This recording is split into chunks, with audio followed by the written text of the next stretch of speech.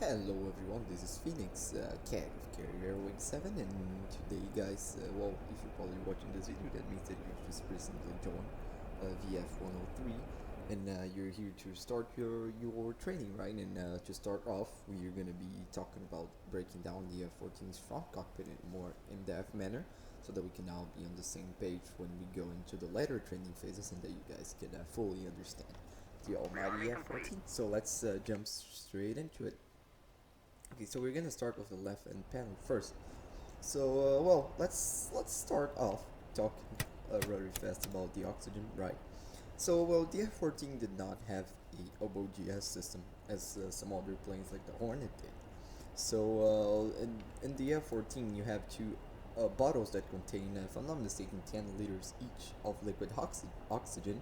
So you got 20 in total, and this switch the oxygen to the pilot that he's gonna breathe through the mask is very, very important because well, from 10,000 feet on, if that's not turned on, pilot's gonna start suffering from hypoxia or the lack of oxygen in the body.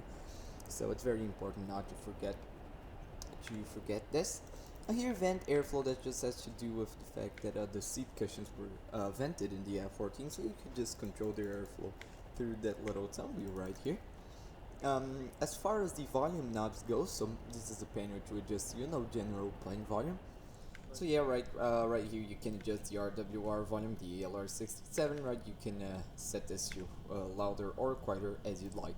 Right here you can adjust Sidewinder tune volume, so the Sidewinder tone, sorry, you can make it louder or quieter. And right here, this doesn't have a mark on it, or it's just written off and weared off, but this controls the volume of the ARC 182, so the backseat radio on your headphone, so you can make the Rio's radio louder. Not, remember, when I say Rio radio is the ARC 182, so the backseat radio, the radio that's in the backseat, not the intercom, that can make it quieter or louder in your headset. So let's say that the Rio has tuned in a frequency on the ARC 182 back there, and then that frequency just coming through very, very loud in your headset, and you want to tune it down, so you can just do it right here.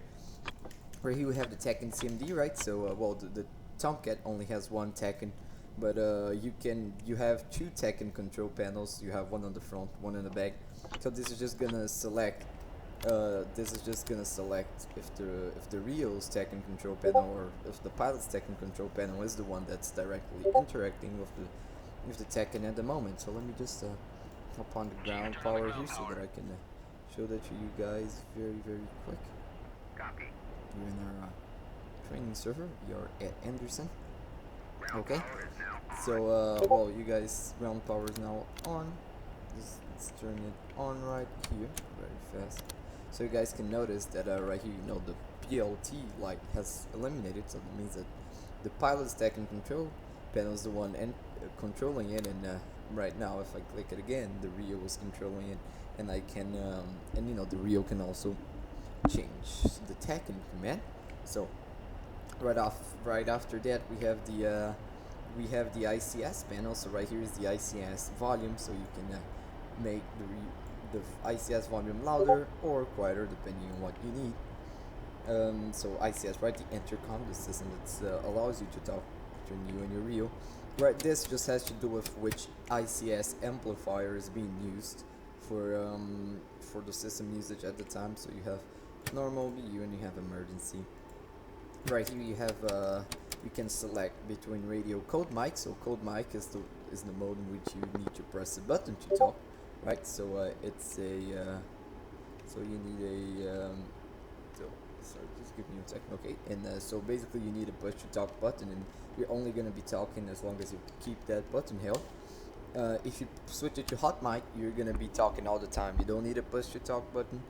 And well, as per NATOPS, what NATOPS says is that upon takeoff and landing, this switch should be onto the hot mic position for the Rio 1 pilot, for better crew resource management, and better to maintain safety of the flight and better coordination between the crew. But here in Carrier Wing 7, we leave that up to pilot and Rio and whatever suits them best. And right here you have radio override. So basically, this, whenever you put it to radio override, this will inhibit everything that's not the ICS. So basically you won't be able to hear anything that's not the ICS as far as the other radios go. So the only transmission you will be hearing will be ICS. You will not be hearing the ARC 182 or the ARC 159 radio. So that's going to be inhibiting everything that's not the ICS here on radio over, right? Right here, right, we have the SAS panel, the Stability Augmentation System, the SAS. So we have pitch, roll, yaw. So basically, you know, the Stability Augmentation System works to keep the tomcat a little bit more stable. We all know that the tomcat does not have a fly-by-wire system. So this helps with the stability. You know, the plane will make some automatic adjustments to inputs to try to make the plane a bit more stable and easier to fly. And well, those do help, and especially in the last update, it made, you know, the SAS made the plane a bit more stable than it was before. The only thing, so you will always have this on during flight, as you know, it helps manual flying. So you're always gonna have this on. Besides one situation, which is on the combat checklist, which is the fence-in checklist, so you guys are going to be presented to later, you're going to turn the roll SAS off, because remember that I said to increase the stability, the plane will make some automatic inputs to in order to do that and to correct. So the thing is that the tomcat is a bit moody as by default, right, on under high G situations.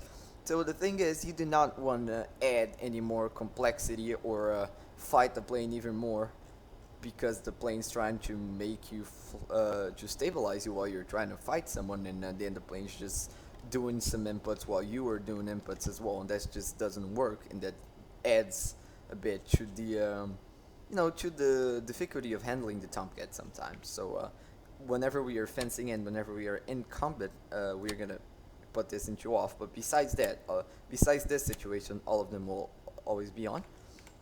Right here we have the autopilot. So basically, first thing that you gotta know about the autopilot is, well, if you just flip this switch to engage, then you're engaging attitude hold. You don't need to do anything else. You just flip this off here to engage, and then attitude hold is engaged. So basically that means that the tomcat, well, is kind of, you can think of it as an auto trim.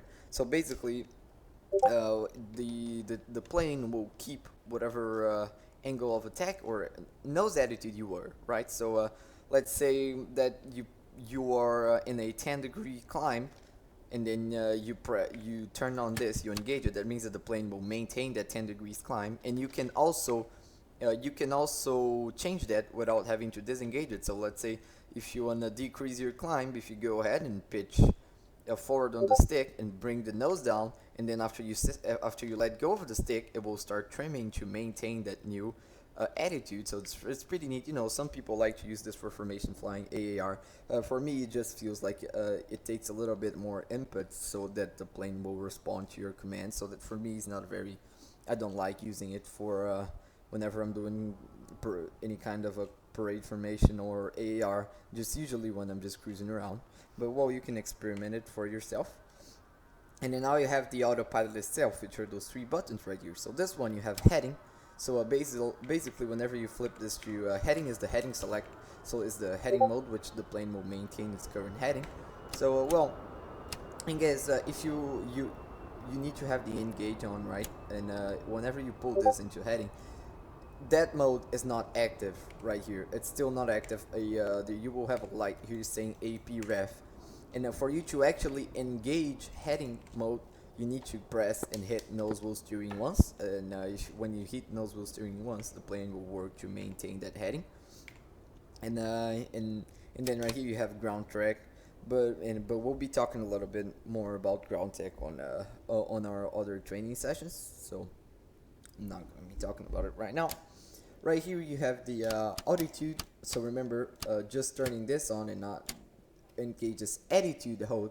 And if you want altitude hold, so the plane to maintain that altitude that you are, right now you're going to go ahead, you're going to flip this to alt. Now remember, same thing, this does not engage altitude hold. You will have the AP ref light, and you need to press nose wheel steering button, and then it will engage altitude hold. So for heading hold and for altitude hold, one thing you got to understand is that you cannot make corrections with the stick. So if you move the stick, the autopilot will disengage and you only have auto trim, so you can't really make corrections when you have those modes turned on, because it will just disengage the autopilot. But that only works for the autopilot modes, okay, not for the auto trim, as we call it, or attitude height, as we already talked through. And right here it has to do with the throttle on the auto mode, right? So so right here, this VAC PCD mode, this is basically the mode in which the plane will the plane will adjust the throttle automatically in such way that it will keep you flying at a certain AOA, and that's, you know what, in the APC as well, and that's just something that you can use upon a case 1 procedure or anything like that, similar to an ATC on a Hornet. So the auto throttle is going to automatically maintain a certain a certain angle of attack if you keep it on VAC PCD, or in that case, right, it will be flying you on speed.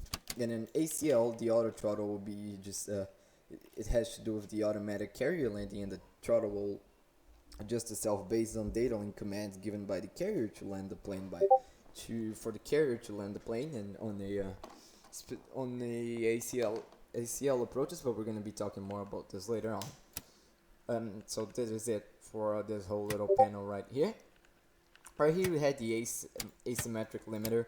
So basically the way this works is it is a way to prevent asymmetric thrust. So basically what happens is, as soon as the pilot commands the engine to burner, if one engine reaches afterburner first, that engine will hold on minimum afterburner until the other one lights up burner as well. When both engines engage burner, they are gonna go to their commanded settings. So basically, if one engine activates its afterburners faster than the other one, it's gonna hold in minimum AUB until the other one ignites the burner as well, and then they're gonna proceed to their appropriate settings. So if by any reason you need to turn this off, you can pull the cover, put it into the off position, right?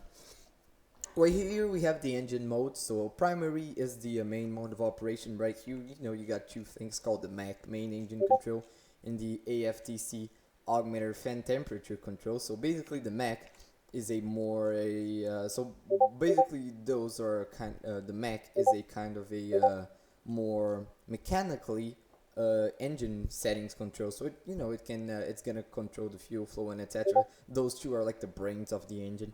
And so the MAC is a bit more, the main engine control is more hydraulically, mechanically dependent, while the AFTC is more, it is more electronical. So basically, the AFTC would be controlling engine settings in a we could call in a digital way, as far as the MAC would be doing it in a mechanical way. So primary, you have the MAC and the AFTC working together, and on secondary engine mode select, you would have only the MAC, so it would be controlling those engine settings in a more mechanical way than if you were in primary, and that limits engine operation. So for example, it's going to inhibit burner usage. If I'm not mistaken, it's going to close the engine nozzles, and so you're not going to be on sec if you have a problem. If in a normal situation, always primary. If a fault occurs and the engine goes into secondary mode, you're gonna have a warning light. Well, that is it for the engine mode select.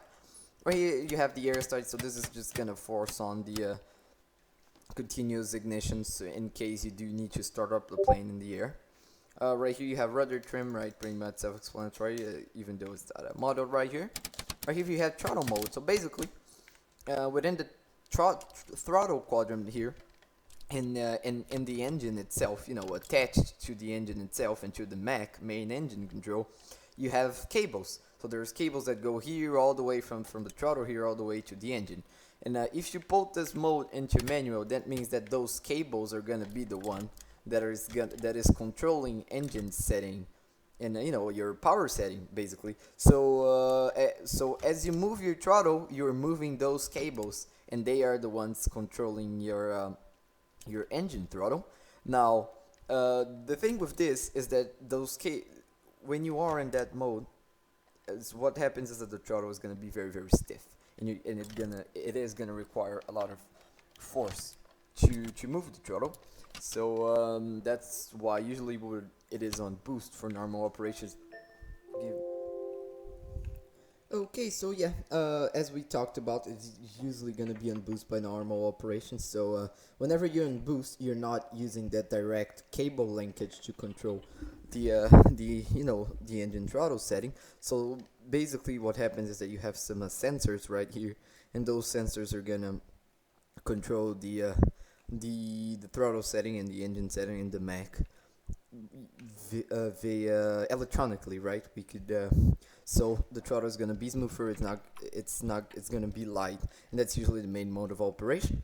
And auto mode is for the auto throttle mode that we talked about. So the VEC, PCD, the ACL, right, and they're engaged using the automatic throttle mode. Okay, so right here, this controls the engine gain. And basically this switch, the way it works is that whenever you're on auto throttle mode and on VEC PCD, so right, that mode where the plane is maintaining that AOA, the throttle is being adjusted automatically for the plane to maintain that specific AOA.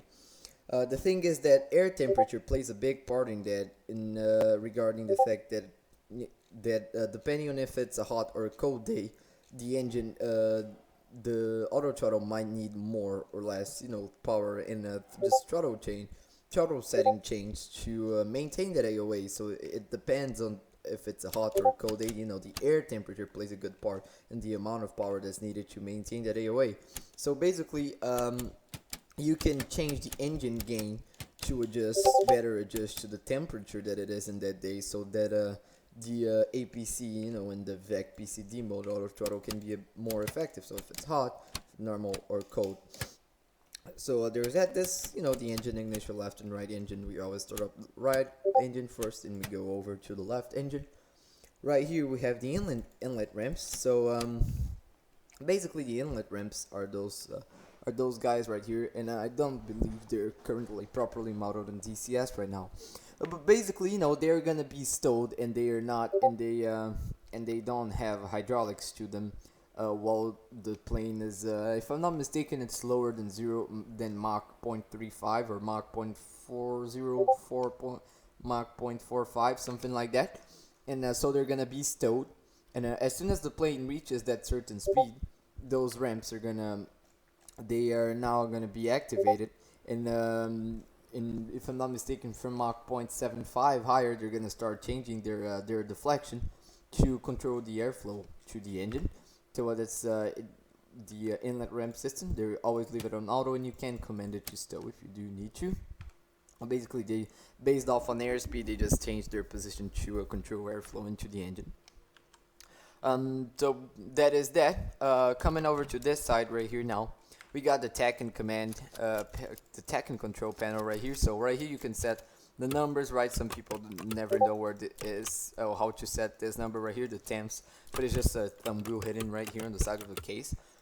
So it goes up to 3 digits, right? Right here you can change TAC and channel. So X-ray and Yankee. X-ray will usually utilize for whenever we're tuning to a ground station, and Yankee to whenever we're tuning into an air station like a tanker or a yardstick. So an airborne TAC and beacon. So you have that. This mode right here, this is just something that was not even implemented on the real life Tekken, but if I'm not mistaken, it was just as a way to adding more Tekken frequency. So you would have X-ray inverse and X-ray normal, Yankee inverse and Yankee normal, but that's not implemented. This is the function selector. Right off, you have receive, you have transmit and receive, which is the normal mode for operation whenever you tune into a ground station. Air to air whenever you tune into an airborne station like a tanker or an air to air yardstick. So basically, I'm talking about the word yardstick a lot. And basically, yardstick is a way of using the Tekken to get range from you to another plane. It doesn't show you bearing, only range. And basically, the way it happens is your flight leader is gonna give you a yardstick frequency, like flight yardstick 30 Yankee. And then the rule of thumb is you gotta add plus 63 to lead stacking. So if lead says 30 Yankee, you're gonna go ahead here. You're gonna tune in 93 Yankee. So you're gonna tune in 93 Yankee, and then you're gonna put it on air-to-air mode. And if you look at your Tekken, let me just turn my displays on right here. If you look at Tekken, you're gonna have ranging, only range, no bearing. You know, if you select Tekken, here you're gonna have only range, no heading, but from that aircraft. So it's very it's useful. Remember, you gotta be air-to-air plus 63 of him. And if you're a lead, so if you're the guy that's emitting the RSIC, you're gonna put it on beacon. So, but even though it's only range, no kind of steering info, it already helps a lot. But here you have the Tekken bit, right? So you can you can hold this. Oh, sorry. Oh, Siri is being weird. Okay. So if you hold this onto the if you hold this switch. Sorry about that. So if you hold this switch, basically you're gonna be initiating the Tekken bit test. And let me just take control of the Tekken. So if you press it right here, light is gonna illuminate. And well, what would happen is that you would have a range here. It was gonna show like 2 miles here and a 5 degrees indicated for the Tekken as a way to bit test and well, tell if the Tekken's working. Then you would have the go light. So that's just how the bit test works right here in the Tekken. And well, right here you have your radio, your ARC 159, that's the front seat radio, right? It's on, but it has 2 radios, the ARC 182 in the back and the ARC 152 here in the front. So let's go over some basic radio commands. So right here you can change between manual, you can change between preset and guard. So preset, you know, you're gonna have preset 1, 2, and 3, and you can use those presets to switch between frequencies in a faster way. Manual, you're gonna set up the frequency here manually, and a guard is a set preset frequency that in real life would be monitored all the time for emergencies. But so you have that. This just changes the radio preset here. Let me just get the radio on. Okay. So you see right here, this switch changes the preset, so 7, 8, 6, 5, and etc. So you get off main both. So main will turn on the radio without guard. So on both it would be the radio plus guard. So you could use guard frequency if you do need it. You know. So that is what you have right here. So this is usually on both. And the ADF, right? You can ADF as a radio navigation, but the front radio did not support ADF navigation, so this position actually doesn't work. It is only set by the real seat. So you would keep it on both. And some little things here that we can do is some other functionalities, right? Is that you can here click read. It's just because it's a bit worn off, but if you hold here, that's the read switch. You're able to see what frequency is loaded into the preset you got selected. So preset 1 has got 265, preset 2 has got a 270. Okay, and with that you can actually also change the preset frequency. So let's say that you need to do a lot of switching between frequencies and you want to use presets to help you, but they're not set for the right frequencies. So you can change the frequency that is loaded into the preset by doing it like this. You're going to select the preset right here. Let's say that I want preset 3. You're going to change it to manual. You're going to tune in your frequency. Let's say that I want 285 or 295.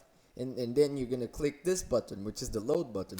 Okay, so I click the load button. Now if I go back to preset, let's just scroll back to whatever preset it is. And now let me choose preset 3. And if I click read, that frequency that I set is now loaded into preset 3. So you can do that with all presets. This controls the radio volume, you know, that also works for SRS. And if whatever frequency you have tuned into here in the 159 is coming in too loud, you can tune this. This is the squelch. You can turn the squelch on or off. And right here you have the brightness. You can control the brightness of the screen. If you put it on the brightness all the way onto the max right here, it's just the radio bit test or the radio test. So that is it for the ARC 159. Going over to this side right here, right, we got your flap handle, pretty basic flap operations, remembering that the Tomcat has the normal flaps operation and have the maneuver flaps for better ACM performance, and basically the maneuver flaps are the same thing. So the flaps and the maneuver flaps are the same thing, but the maneuver flaps, they deploy only to around 10 degrees. So it is the same of putting the flaps at 10, and they are automatically controlled by the CADC Central Air Data Computer. That is basically a computer which processes all data into the plane, and we're going to be talking about it in just a little second. But and then it automatically controls the maneuver flaps, and so in order to help BFM performance, and etc. Okay, so though you have that. Besides the flaps here, you have the wing sweep indicator, right? In a very basic way, the wings always, the plane most of the times will load with the wings onto oversweep. So that's what oversweep looks like. It's around the 76, 77 degrees, if I'm not mistaken. And basically, we're always gonna leave the wings like this and put them like this when on the deck, and while taxiing, because the Tom has a pretty huge wingspan, so we're always going to leave it on oversweep. And if you look at your wing sweep indicator here, we can talk about it very fast. It shows you that it's on emergency and oversweep. So over means that the wing is in oversweep. So really, really quick that we can talk. Well, here, right, this indicates your wing sweep. So you got 20 degrees, 30 degrees, 40 degrees, 50, 55 here in bomb mode, 60, 68 here. This right here, this little arrow right here indicates the commanded CADC wing sweep position. So basically, if you have it on auto, that's gonna show where the CADC is commanding the wings to go. So so you have that. This little guy right here, you see this little the other arrow right here shows what is the actual what is the wing position that is commanded by the lever right here. So the emergency wing sweep position. So whatever this lever is at, you're gonna have it right here.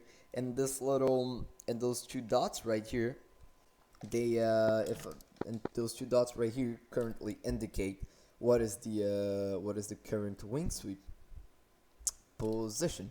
So that's what you have here onto the wing sweep.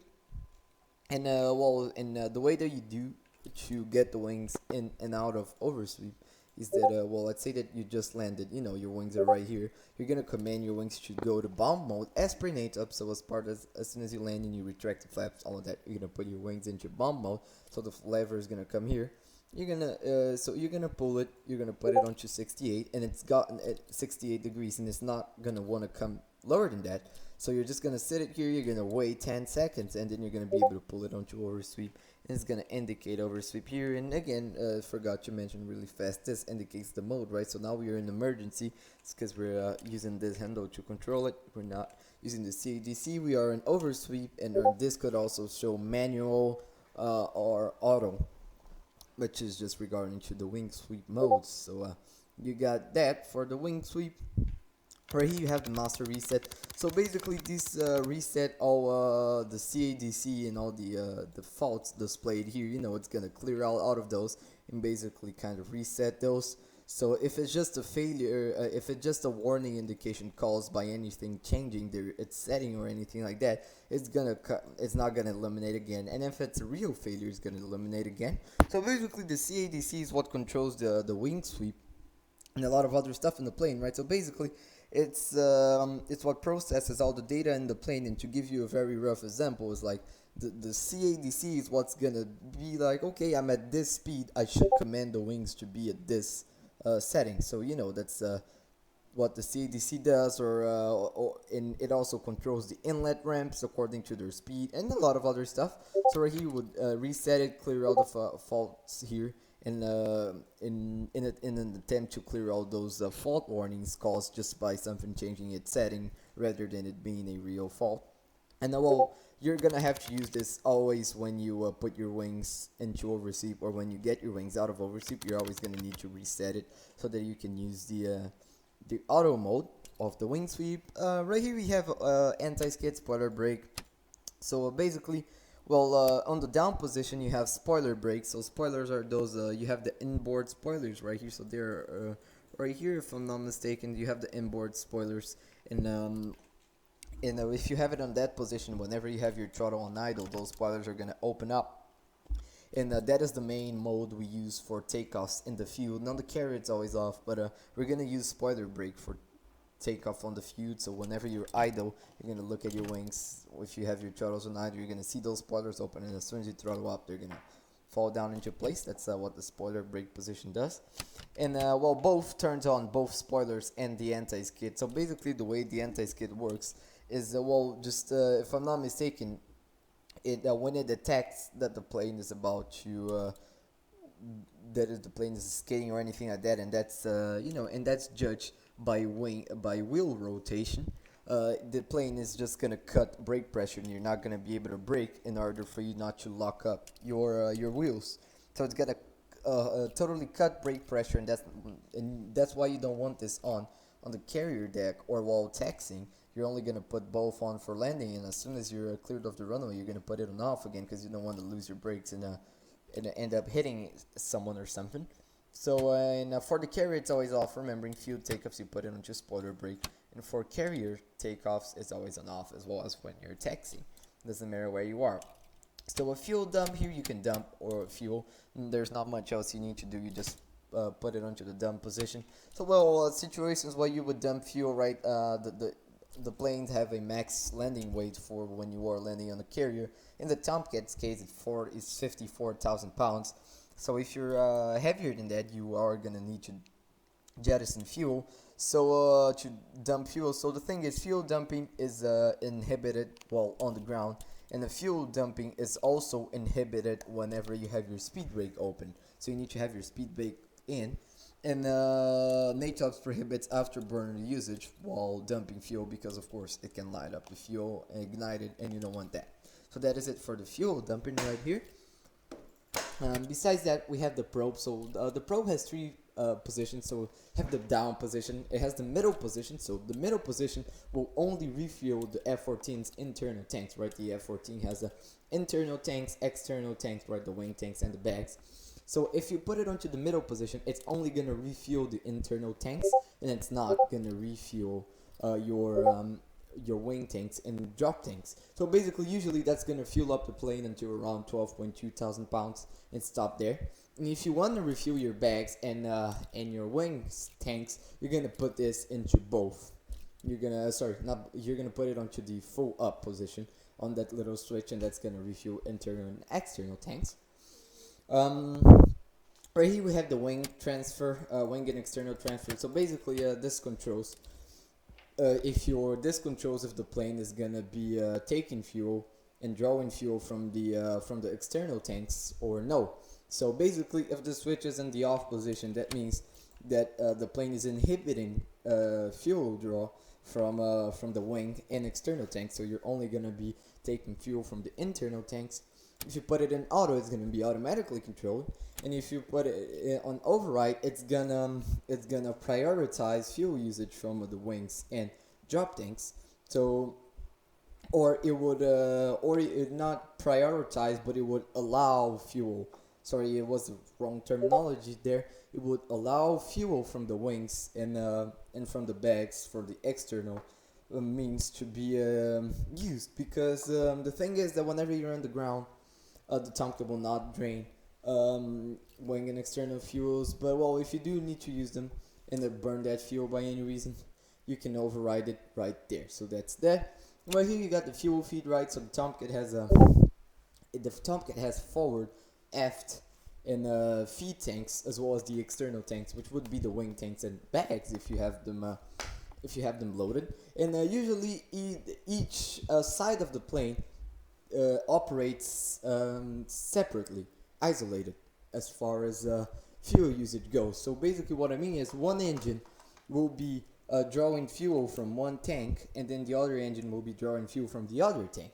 So they are separated. Both engines will not be drawing fuel from the same tank at the same time. But let's say that you have a problem with your aft or forward fuel tanks, you can override that. So basically, if you pull this up, if you pull the switch into the up position, which would be forward, that means that both engines will now be drawing fuel from the forward tanks. If you pull it onto the aft position, both engines will now be drawing fuel from the aft tanks, and they're not going to be isolated anymore. And normal is just the way it is. Each engine will draw fuel from a specific feed and they are gonna work separately and isolated as far as that goes. So if by any means you need that, you have it right there. Right here we got a little indicator.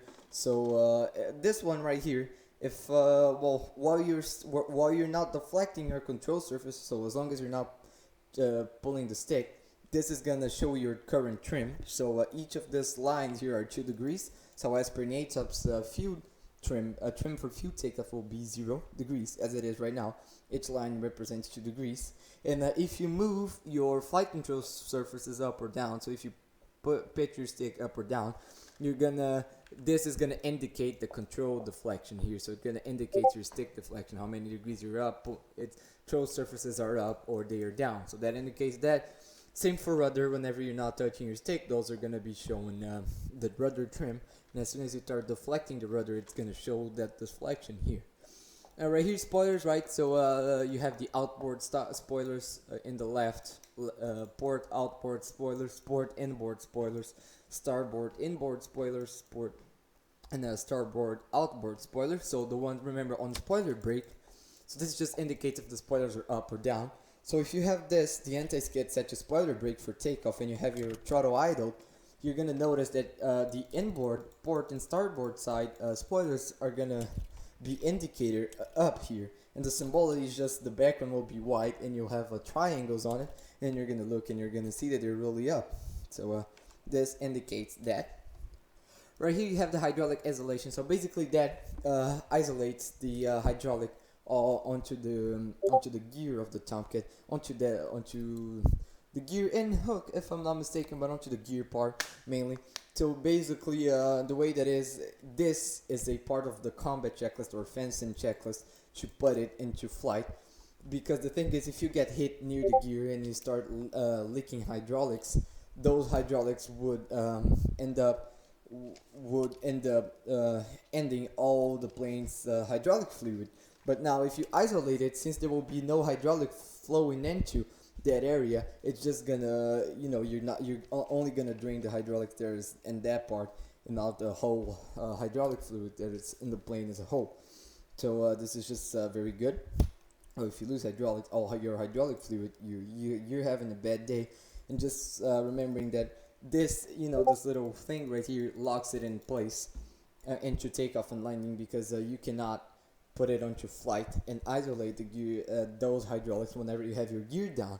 So you can only change the switch as soon as you put your gear up. Right here, your eject command, the Rio can select his eject command back there, and this would show it right here. But to be honest, I think that in DCS here it's always gonna be showing here in this power off position. Right here you have your parking brakes, so right, pretty much self-explanatory. As far as that goes. Right here you have your nose wheel strut, right? You're gonna be using this to connect to the shuttle on the catapult, because the plane is very, very, how can we say, high, right? So it's gonna drop the nose, extend the launch bar, and the ground crew will connect it to the shuttle. Right here we got the emergency jettison switch. So basically the emergency jettisons, the way it works is it's gonna immediately blast off everything that you have on your plane that is not sidewinders. So everything that's not sidewinders will be blown off the plane, and then what will be jettisoned, right? And at the same time, so you press it, everything's gonna jettison. Everything is not a sidewinder, and it does not require master arm on. So if by any case you need to do that, it is available for you here. This little panel right here, so you have gear indication, so if the gear is down or up, so for right gear, left gear, nose gear. Right here indicates your speed brake position, so you have in, and so whenever it's full black, that means that the speed brake is fully extended. And if it's full black but with some white dots on it, or if it might be the other way around, full white but with some dots on it. But if there's a lot of dots here in the middle, that means that your speed brake is partially extended, not fully. Right here indicates slats position, and right here indicates flap position. Remembering that the slats, they are on they are opposite to the flaps. They're on the other side of the wing. They also help with lift, and they're deployed automatically with the flaps. So those right here are the slats, and they change their position automatically with the flaps, and they might be as well changing their position automatically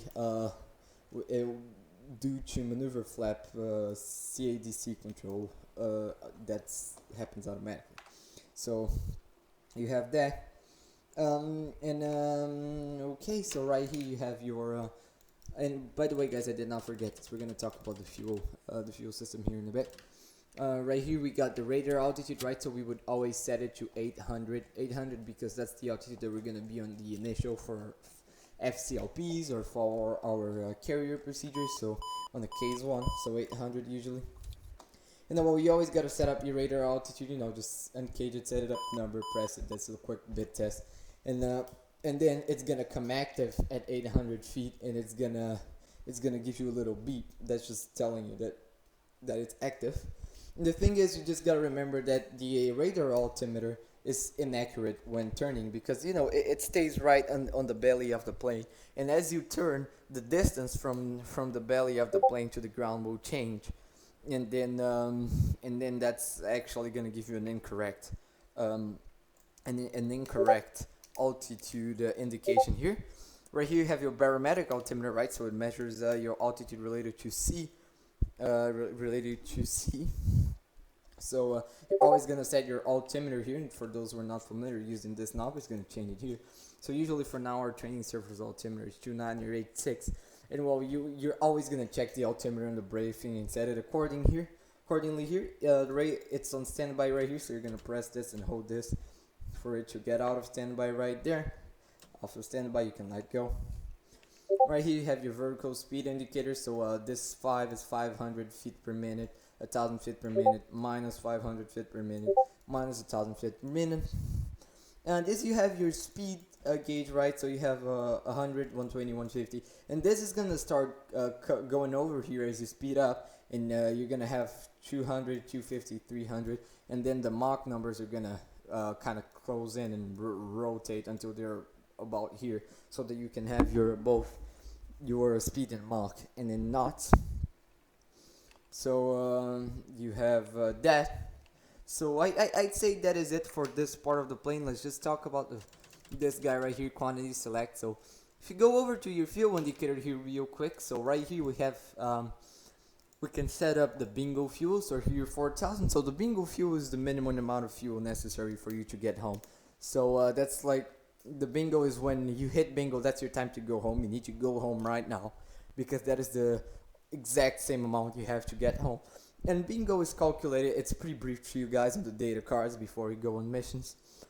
Now right here you have total fuel that is on the plane right now. So you got 16.2, 150 pounds right here. So fuel, this number and this number are showing the quantity on the F14 feed tanks.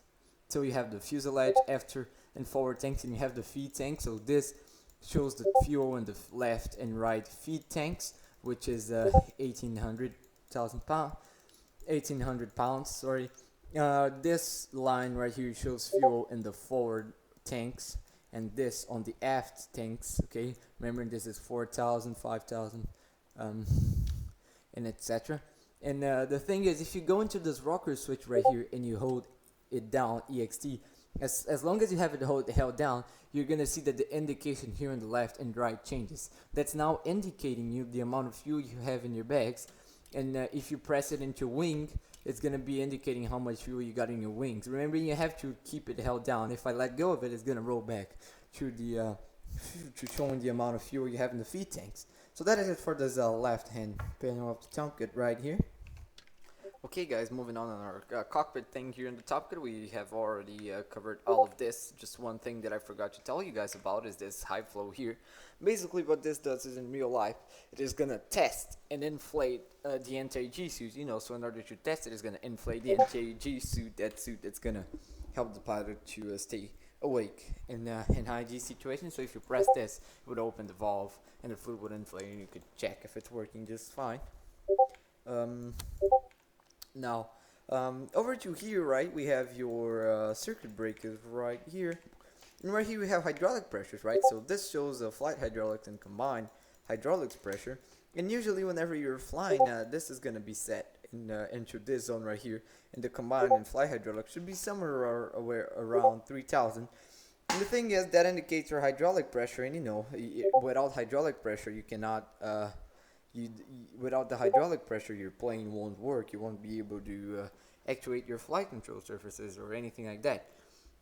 So the thing is that this should always be there when the plane's up and is running. And the thing is that if you're hit, and if by any reason you start losing hydraulic pressure, those are gonna start coming down, and the emergency flight hydraulics here are gonna pump is gonna come in. It's gonna start that low whining sound, and it's gonna try to recover that pressure, and it's gonna start. And then if it does work, you're gonna be flying with reduced flight hydraulic pressure. Which, well, the thing is, it needs a little bit of being careful with that, because well, if your hydraulic pressure is lower than usual, the plane will be a bit sluggier. So basically, your flight control surface's deflection is gonna be lower. The response time is gonna be slower. So you're gonna have limited maneuverability and flight control surfaces actuation. So it's a very you can really get in a bad situation very fast. So that pump will only basically keep you alive so that you can go and land the plane. So then you can check here if when you get hit you hear the pump coming in. That means because the pump is into the auto position, but will turn it on too low if hydraulic pressure drops below a certain amount. Then it's gonna try to restore and keep that pressure on a lower setting so that you can still at least control your plane. So that is that. Whenever you hear that low whine, you can go here and check your flight hydraulics, and if you have no pressure here, you're screwed. So this indicates oil pressure. This indicates engine nozzle, right? Engine nozzle position will change with depending on your throttle setting, right? Whenever you enter afterburners, they're gonna open up, and as a little bit, and then whenever from no power, and then whenever you're starting to jet up, they're gonna be full open. And here you can just check their position here, and this might be useful sometimes. I've already had while flying, my wingman came up to me and said that in his view my engine nozzles were in different positions, so they were asymmetric. So I came up here, I looked at my instrument, I said, oh, they're fine, they're both good, and whatever, just a little situation, but it is good knowledge. Right here you have your fuel gauges, right? Those are digital also. This is your RPM. So you got 60, 70, 80, 90, 100. So basically, RPM rise, right? Whenever you're starting up the engine, whenever you're cranking up the engine, you're going to wait until the engine gets onto 20 RPM, which should be around here. Whenever the engine gets to 20% RPM, basically what happens is that you're able to put the engines out of cutoff into idle, and inject fuel into those engines, and then the RPM is gonna start increasing, and the engine will be stable. So basically, by stable I mean the engine started up stable, and you're clear to go ahead and start the other engine whenever your RPM. We even have it in the checklist here. You guys will see it, but that should happen. But that I don't have it right here. But okay, the RPM should, but that should be between when the RPM is between 62 and 78%. It will stabilize somewhere around there in idle throttle. EGT, right? This is your exhaust gas temperature. So usually this cannot go higher than 890 degrees upon startup. So you will always be looking for that, and it's gonna level out around 540 degrees whenever the engine's stable. And right here you got your fuel flow. And there's a little bit about the fuel flow here as the fuel flow gauge, but we're going to be talking about it a bit later on. But that is it for this little panel. Well, coming up onto this middle panel here.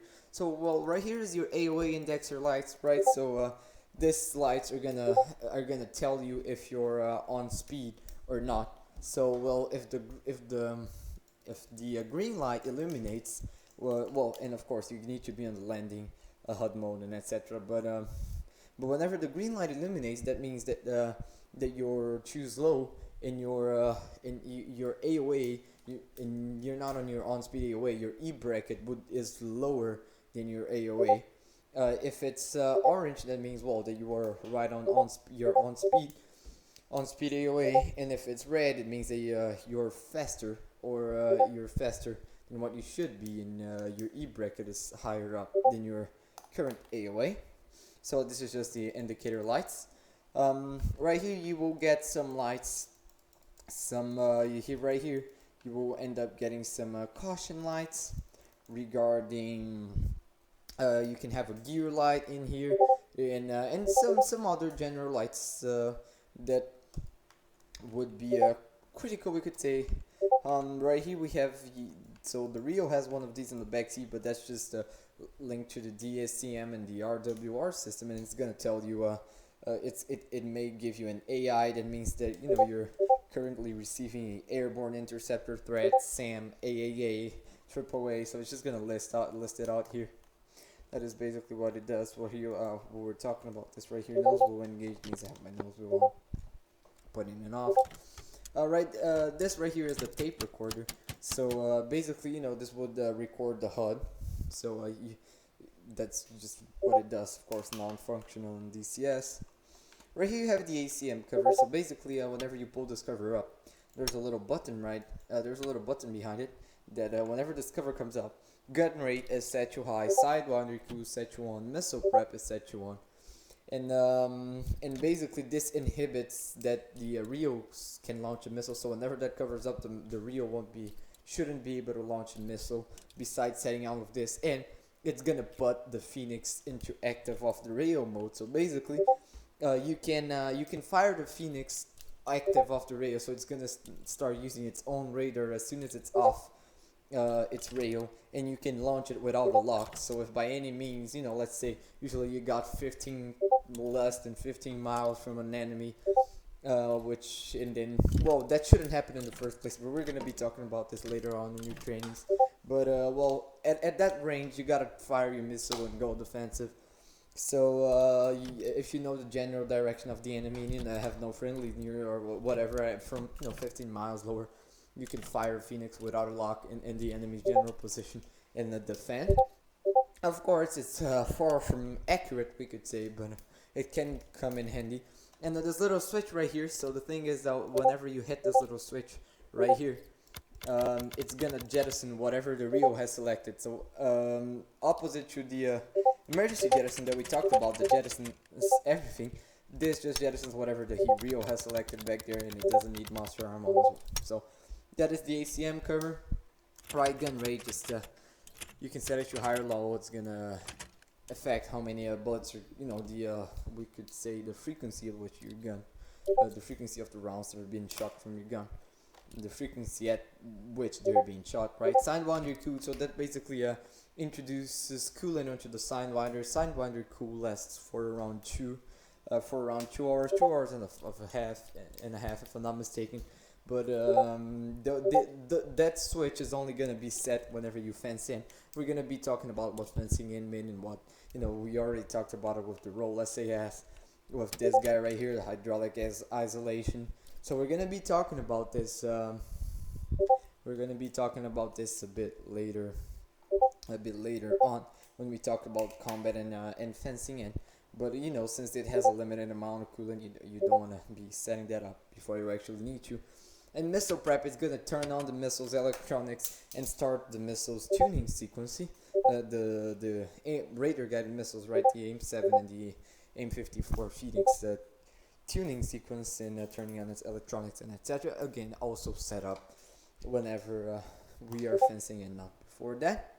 Right here you have your master arm on, off, right, training, and TNGs should be training. And then this just indicates your pilot status. Here you have your master arm, seam lock.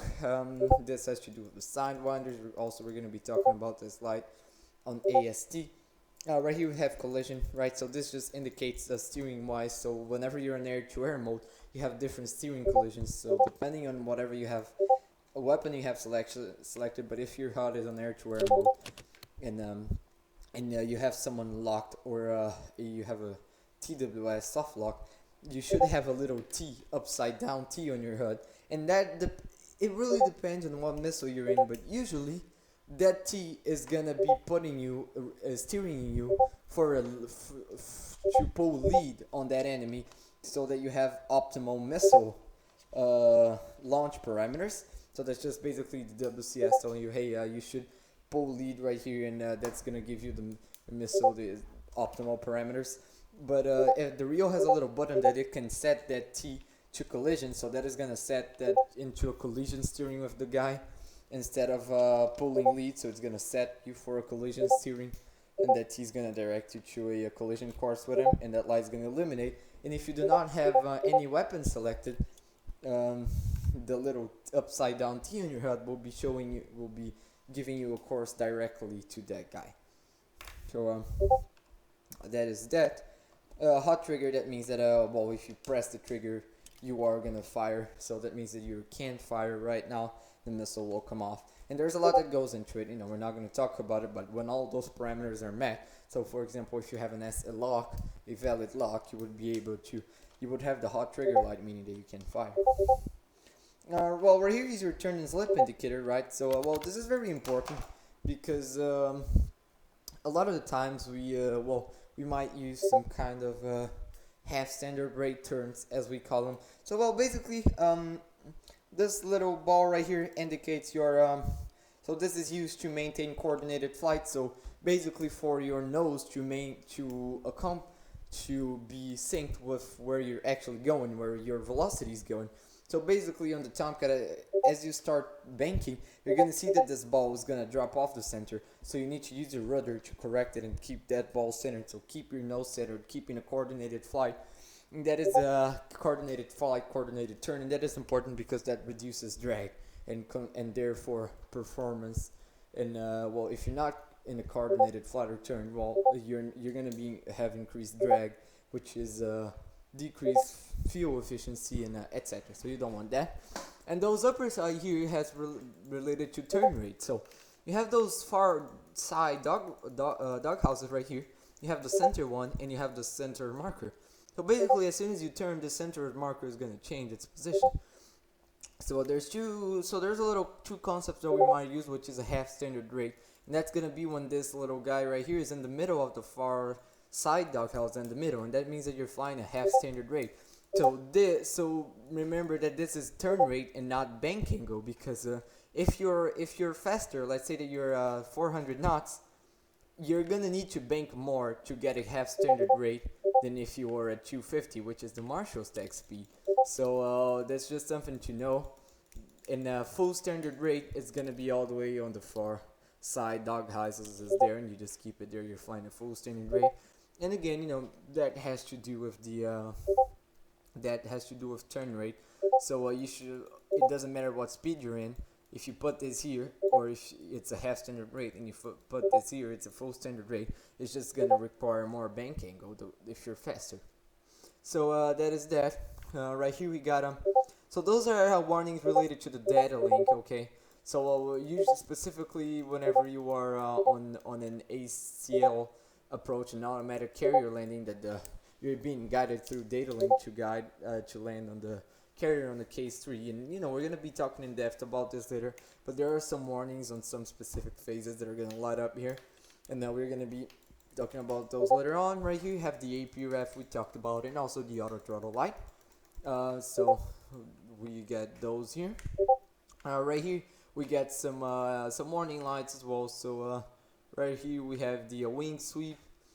If you have a problem with the wing sweep servos, which is basically a fail with the wing sweep system. If you reduce speed warning, that's if you overspeed the airframe. That's only going to happen if you pass for 2.4 or something like that, and that's going to be, you know, it's probably not going to get there. You're going to have this warning. Or if the temperature, so you have a little sensor that measures the temperature of the airflow around the plane. You know, as you increase speed, you have more drag and you have more friction, and the temperature will increase. And if that temperature reaches a certain magnitude, it's gonna give you the reduced speed light.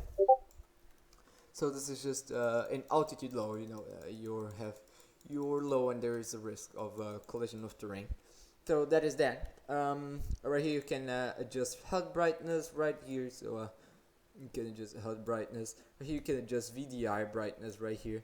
Here you can adjust VDI contrast. which not doing anything right now, but yeah, you would be able to just VDI contrast right here. So that is that. Right here you have HUD trim, so you can trim your HUD. I'm not gonna touch it right now, but you can trim your HUD right there, and here you can. Oh, I touched it by accident. But well, you can trim your HUD here. You see? There you go. You can trim your HUD. Right here you can trim your VDI, and you would use this on the deck. Whenever you're connected to the catapult, NATOP says that you gotta trim your VDI to show level flight, so you would use this button to adjust that. And now, well, that is that. Just coming down here, you can. This is your HSD heading situational display. So you got it. You got it right here. Here you can change your. Here you can change your heading. Right here you can change the brightness on the HSD horizontal situational display. Sorry, it's not heading. It's a horizontal situational display. I don't know if I talked about it with another name. Here you can set your course. Right here you can you can set your course. You can do a test here, brightness, and this you can set the heading. So yeah, by the way, this guy right here, when you push this, it's gonna change the HUD into night mode, so onto the red mode. So if you put this in again, it's gonna come back to the day mode, to the green. And in the VDI, you just click it for you to cycle between those. And well, this also shows your tiered repeater, right? So right now the back seat is doesn't have power or anything like that, not stirred up, so it's not showing anything, but it's gonna repeat the rheostatical information display. So we have that right there. Just a little quick thing on the HUD here. So you have different HUD modes, and we're just gonna run through them later on, but we're gonna be talking about HUD symbology a little bit. And well, here on the TID, right, those are your pitch letters. So plus 30, minus 30 indicates your attitude. This right here is the horizon. This indicates your heading. You know, it's a heading tape. It indicates your current heading right here. And you will have a little triangle indicating you're giving you steering information for whatever steer command you have selected for tech and destination or etc. So you can use your VDI to navigate, and that's very useful whenever you have your HUD, for example, in air-to-air mode, that it takes off the heading tape and you don't have any kind of a navigation in here in your HUD. You can use it on your VDI if needed. So you have that. And well, we're going to be talking specifically about symbology on the HUD. So right now I'm only going to be showing you guys navigation symbology, but TID symbology and some other attack symbology related to the WCS we're going to be talking about later on onto your advanced strike training. But well, here there's some good NATOPS images here for as far as symbology goes, for to break down the HSD here. Okay, so here the horizontal situational display, and I'm gonna be showing this to you guys. I'm gonna put it in the screen here, and then you guys can pause it and take a look at it. Okay, so there you go, and then you guys can pause it, take a look at the symbology that's taken off from the NATOPS. So you have that right there. Let me see, where can we go next? Let me see. Okay, now moving on right here. Okay, so the right hand panel here, right, we have the fire extinguisher switch. So basically the thing is that if you pull this, there's gonna be a button behind it that you can press, and it's gonna extinguish the fire in the engine. And well, the way it does it is just gonna release a fire retardant. So basically, in the Tomcat, if I'm not mistaken, it's not a liquid fire retardant. So basically, you could relight the engine even if you pull that switch. The thing is, the Tomcat has two extinguisher bottles, but even though it has two, it is always gonna release them into the same engine. So if you press it here if you press that button that's hidden here into the right engine, both bottles are gonna be released here, and if you press it here, both are gonna be released here. So you can only extinguish it one time. So it's not a very good idea to try to relight the engine in case it catches fire again, or in general the engine might If the engine's on fire, it's damaged. So, but you have it here. You need to pull it. You press the switch there. So that is that. Right here you have your SAI, standby attitude indicator, right? So well, this indicates you bank angle and attitude, right? Just as your VDI and your HUD. But it's good to practice using this. I'm gonna give you guys an example. I've had times where I got hit in combat or anything like that, and I lost my screens, and I had to only fly using this guy. You know, I only flew on using this guy when landing on the boat. I didn't have my E bracket. I only flew using the AOA indexer lights right here. So so you know that's something that you guys gotta practice and need to know how to use. By the way, just forgot up here those right here would show in case compressor stall warning. So stall in case your engines suffer compressor stall. Right here, engine fire, right engine fire, left engine fire. So you always need to remember to uncage this before taking off. This is your okay. So this portrays the same information, most of the same information that you have here, but in an analog way as a backup. So this little arrow that's spinning here indicates Tekken. So if you have a Tekken tune in, this arrow is going to be pointing to whatever that station is. This is just a reciprocal. This right here is your current heading. This is the reciprocal of your, this is just your current heading. There's no reciprocal symbology for it. And this little guy here indicates ADF navigation. So this right here, in case the Rio has the radio navigation set up, this is going to be showing you where to go. And this is the reciprocal. So you have the guy here. Right here just indicates what frequency or preset you're in right now in the ARC 159. And here, same thing but for the ARC 182. Well, right here we got the RWR. So the RWR here in the topic has a little nuance, not nuance, sorry, but just something that you guys gotta understand how it works. And basically, you know, those bands, the threats, they're organized here based on their lethality. Sorry. So basically, everything that's on the outer band right here is whatever's considered the most dangerous. So so basically whatever's on this outer band is considered lethal. So you know, there's a little system. It's called the DECM, or in the RWR system itself, DECM, Defensive Electronic Countermeasures. And it's gonna analyze those threats and classify them as together with the RWR. So basically, whatever is on this most outer band means that the threat is considered to be in range to engage you, and something that is actively tracking you. So whatever is here, you know, on the other band is actively has a STT lock you, a hard lock on you, or it's actively tracking you, and it's considered to be in engagement range. So usually, let's say an enemy fighter that's locking you will be here. A missile that's been launched, you will be here as well on this outer band. On this inner band, those are also considered lethal threats. So they are judged to be in range to engage you, but they're not actively tracking you.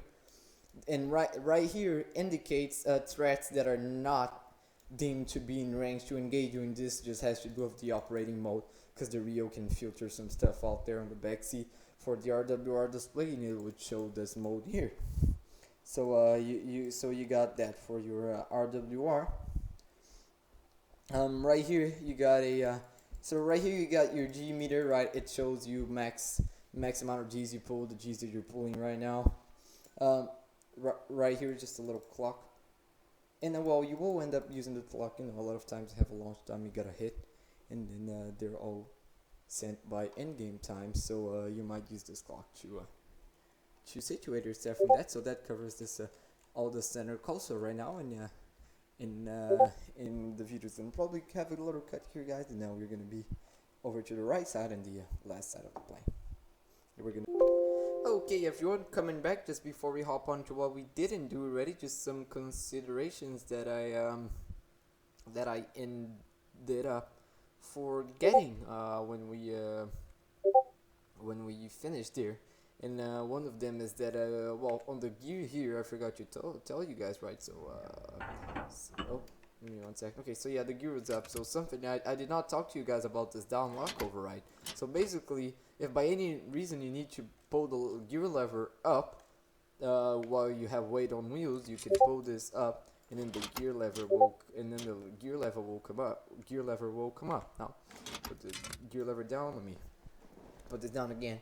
And something as well, remembering that the gear has a gravity extension method. You know, in case you do lose hydraulic pressure, and you probably won't be able to deploy your gear, so you can drop it via gravity just by twisting it like this. Just remembering, if you do it accidentally, you're gonna lose your nose wheel steering. It's just something to watch out for. Okay, so that is that. Just doing a quick scan here to see if there's anything else that I might have ended up forgetting. I don't see anything else for now. Okay, yeah, the canopy jettison button. So you know, that is something that is real. It's not just a Top Gun thing for those who have seen the movie, but yes, there is the risk of the canopy not clearing 100% out of the way, and then pilot or real upon an ejection having how can I say, colliding with the canopy. So the proper procedure would be to always jettison the canopy. So you're gonna pull the switch, the canopy is gonna be blown off, and then you're gonna eject and pull the ejection. So that is just a little detail about that. So right here we have your hook, right? So you have hook down, you have the you have the hook down, you have the red light here for showing that the hook is in transition. The hook has also a gravity extension method, right, like this. So you know, you have to land the carrier and etc. Just a little thing about the hook. Usually it's a Tomcat thing, but the hook will be put down as soon as you decide you're heading back home. So if you're gonna recover at a carrier, it doesn't matter where you are. If you as soon as you start turning back home, the hook comes down. Okay, the hook does not actually add drag to the airframe, considerable drag to the airframe, so it's put down as soon as you're heading back home. And just as a reminder, you know, again, if you accidentally pull the gravity extension hook like I did here, it won't not come back up. Well, I did not accidentally, right, to show you guys, but yeah, that happens. It won't come back up. Here you can set the gun round, right? Usually it will be set to 670 at the gun, as the gun carries 670 something rounds. So we usually go and set it to 670. You know, that's you can still shoot the gun if you don't set the rounds, but you're gonna have an incorrect indication here on the HUD whenever you have the gun selected and the HUD on the proper mode. So now right here you have your avionics controls, right? So of your display controls, HUD controls. So first thing, you have the HUD modes right here. So takeoff, right? So you can pay attention to that on takeoff. You will have your heading tape. So this right here, show new heading. You're gonna have a vertical speed indicator. You're gonna have your pitch letters, and on takeoff mode, the pitch letters go from 5. They work in 5 increments. So 5 degrees minus 5, and etc. And 10, 15, it goes from 5 to 5. As soon as you pull this up to cruise, you're not gonna have any more the vertical speed tape and the pitch letters.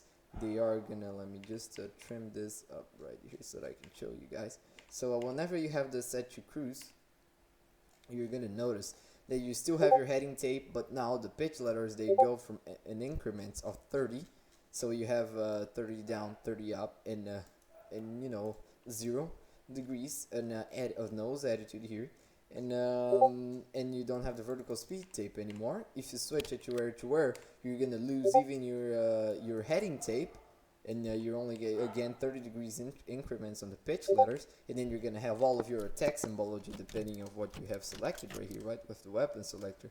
So here, if you have your gun, if you have your Sparrow, if you have your Sidewinder or whatever it is, you're gonna have the quantity there, and you're gonna have all of your attack symbology, your diamond whenever you have a lock, your steering information, and a bunch of and some other things. So same for air to ground, right? It's gonna so the only thing is that air to ground still gives you that heading tape.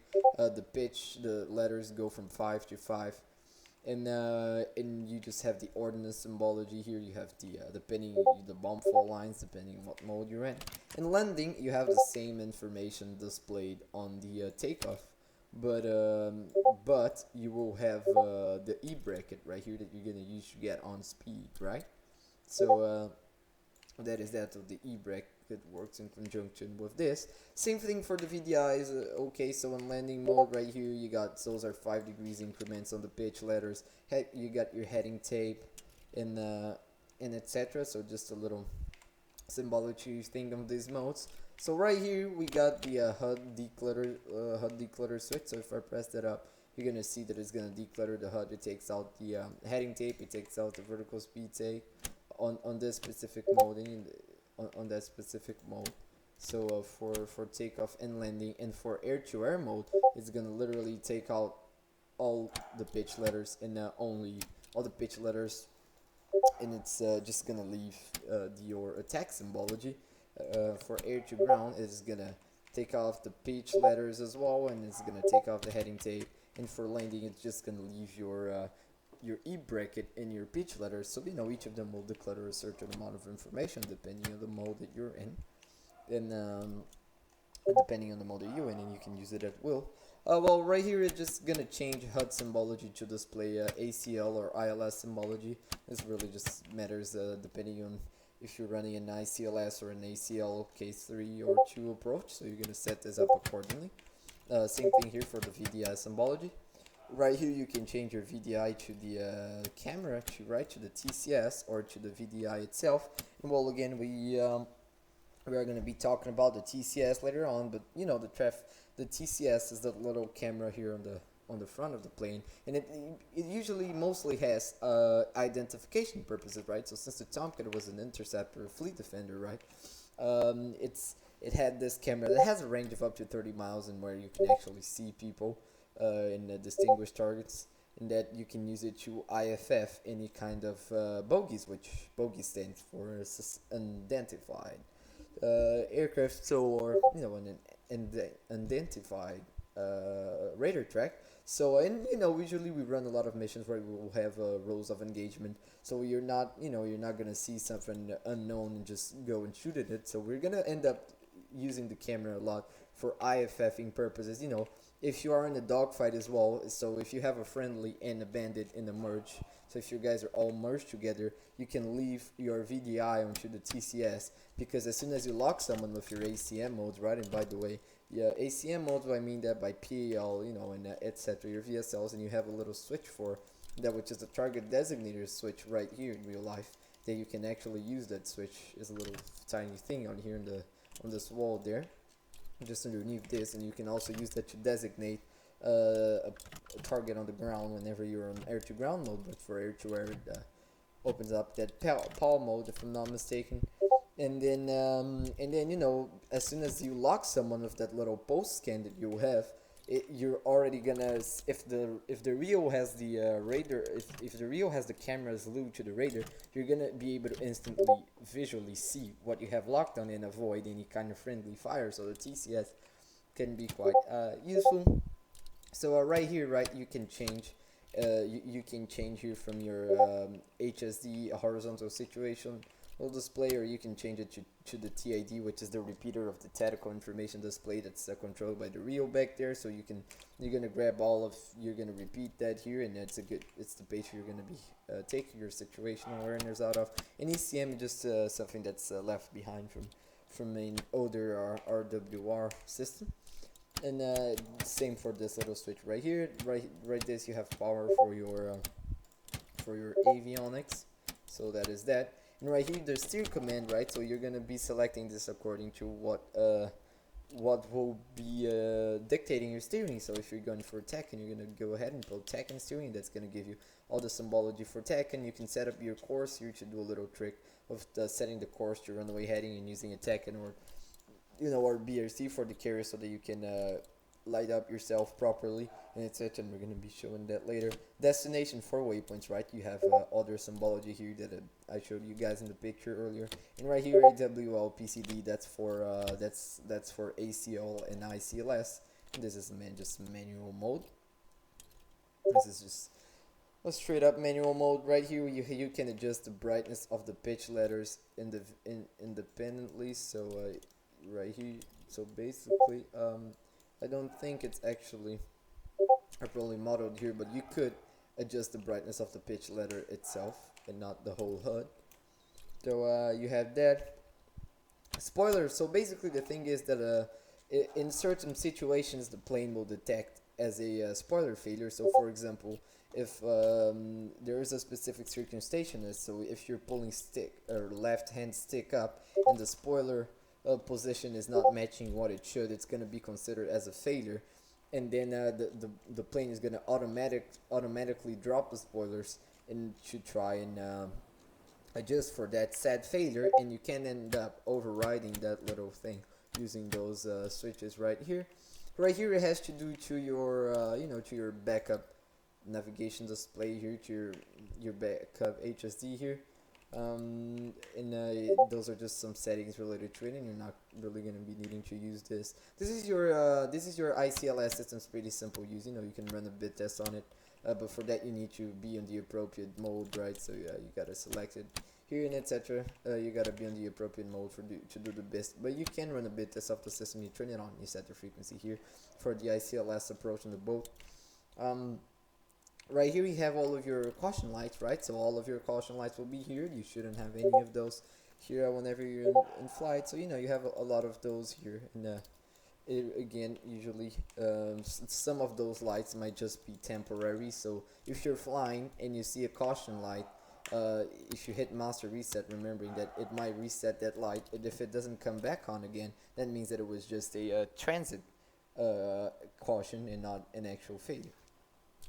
So well, right now you see those two lights came back in, but that's just because well, the plane is, I don't have engines on and no ARP and nothing like that. So here are the generators. Those are the left engine and right engine generators. Those are gonna time themselves to the bus and provide electrical power to the plane. And this one right here is a hydraulic powered generator that can be used as a backup. So you have two generators plus this backup one that is the third. If by any reason you need to reset your generators, you can pull it into the reset position right here, and you can flip them back in a attempt to maybe clear out any malfunctions. Right here you have the ECS control, right? So right here you can control the temperature. You can leave the temperature on auto, or you can control the thermostat temperature using this little dial right here. Right here is cabin pressure. You can dump cabin pressure. Usually the Tomcat will hold, if I'm not mistaken, around 8,000 feet the pressure, equivalent to being 8,000 feet all the way up to 23,000 feet. So in theory you could have your so that is just the way it works. So when you can dump the pressure, if you do need this just adjust the ram air that you can use here, which is just basically a source of capturing the outside air as you pass through it to give air source to your jet in case you have lost in case you have lost your generators.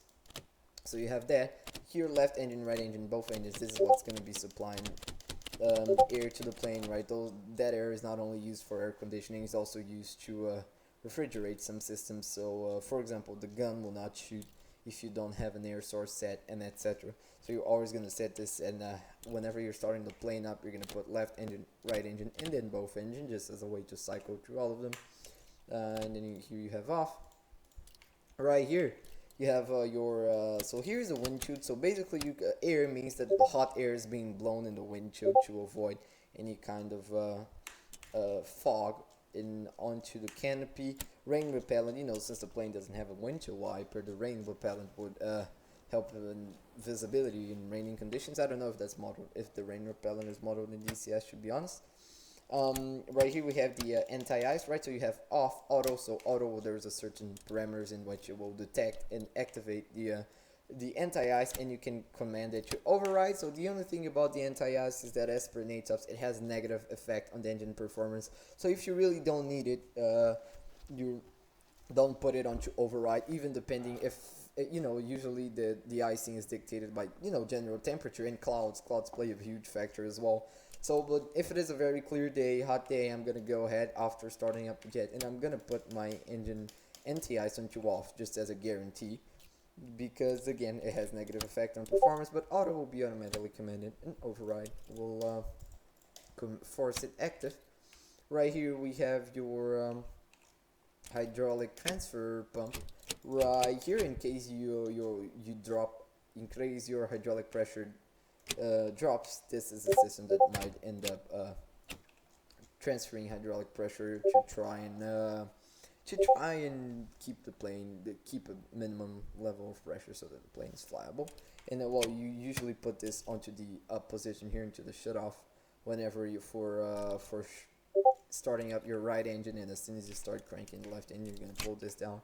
But we're gonna be talking about startup procedures.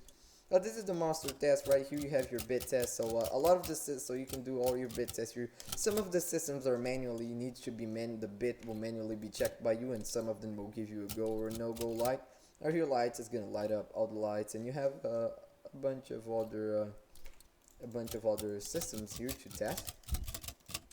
So that is the emergency flight hydraulics. Right, again, if your hydraulic pressure drops below 2100, which is around here, that pump, if it's in the auto position, which it is right here with the case closest me, it's on the auto position, and that basically that will basically automatically activate the pump in order to try and keep the hydraulic pressure at a minimum level that's gonna allow for you to have control over the plane, over the flight control surfaces, even though it will feel very sluggish and that will be very, very, very limited. So that's a mode, so you're gonna hear that low whining sound, and you can command it to the high as well, and again attempt to try to restore flight hydraulics. So we have that. Right here it has to do with internal lights. So right here you have anti-collision lights, right? So remembering that there's a master light switch you gotta hit. Boom. You have anti-collision lights right here. Oh my god, sorry guys. No, it's not mine that. I'm gonna show you guys where exactly all those lights are later. So you get the anti-collision lights. Right here you have your position light, your wing. Can be in bright, off, or dim. Tail can be in bright, off, or dim as well. You can put them into flash or steady. Those are your formation lights. Those are your console lights. So this is external, right? Those all are external, and those ones right here are internal. So you have your console lights, which are basically those lights right here. You have instrument lights, which will, the background lines there for the instruments. You have the indexer light, so that controls the lightning on the AOA indexer right here. And you have the ACM light that's going to control the lights of the ACM stuff right here. And the ACM panel right here. And right here you have your hook bypass. So basically, the thing is, if you have this set to carrier, so if you have your gear down, but your hook is not down, your AOA indexer lights are going to start flashing. They're going to start flashing, indicating you that your hook is not down and you should put it down. And the thing is that if you're not landing on the carrier, you're not going to be putting your hook down with your gear. If you're landing on the field, sorry, so you don't exactly need this flashing to remember you to put the hook down. So you're going to be switching it to field. That's all it does. Taxi light right here. Taxi lights are ones that we use here, and you guys are going to be talked about them later, but while we're taxiing in here, and they are a visual indication that you have a good jet, that your jet is started up and ready to go. So as soon as you guys are going to learn the comms later and specific startup procedures and all, but as soon as you have a good jet, as soon as your jet is good to go, you're going to go ahead and turn on your taxi lights to as a visual indicator that you're ready. Remembering that there is a master light switch that you gotta hit. In real life, it's in the throttle, but in the game, you gotta bind it into whatever suits you. So that is it light-wise. There is a specific light setting that you gotta abide to, depending on if you're a flight lead or a wingman. So if you're a flight lead, you're gonna be flying with position and tail lights on dim, and on steady anti-collision will be on off. Formation lights will be on a dim setting, and if you're flying as a wingman, everything's so that was for lead, and if you're flying as a wingman, you're gonna have lights on steady, anti-collision on, formation on bright, tail bright, wing bright, and etc. So that is that for the lights, and those are just features from old versions of the F14, specifically the 8 that were left around here. But that is a complete rundown of the cockpit. I'm trying to remember right now if there's anything that I missed and that I wanted to comment you guys about. Right here, the ejection seat, right, as far as the pilot seat goes, and I don't think so. I think we covered pretty much everything that I needed to cover with you guys here.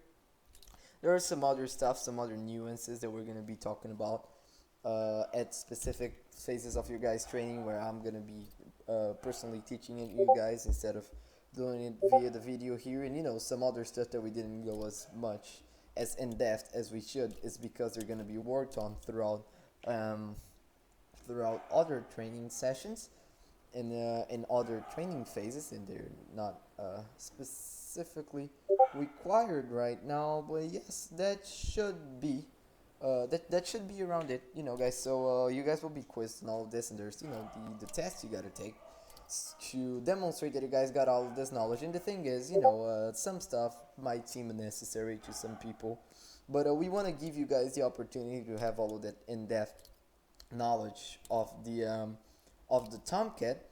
And you know what you're gonna do with this doesn't matter, but we do run a lot of missions with F2 turned off and etc. So it's very good that you understand and that you're able to tell what the plane is telling you, the caution lights here, you know, how to read this, how to read your trim control surfaces, proper symbology for everything, and knowing what everything does, you know.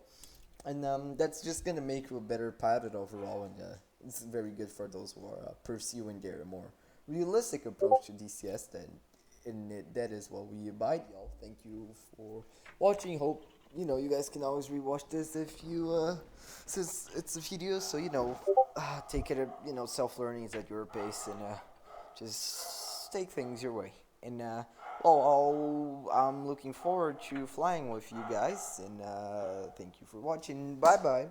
Welcome to Carrier Wingset.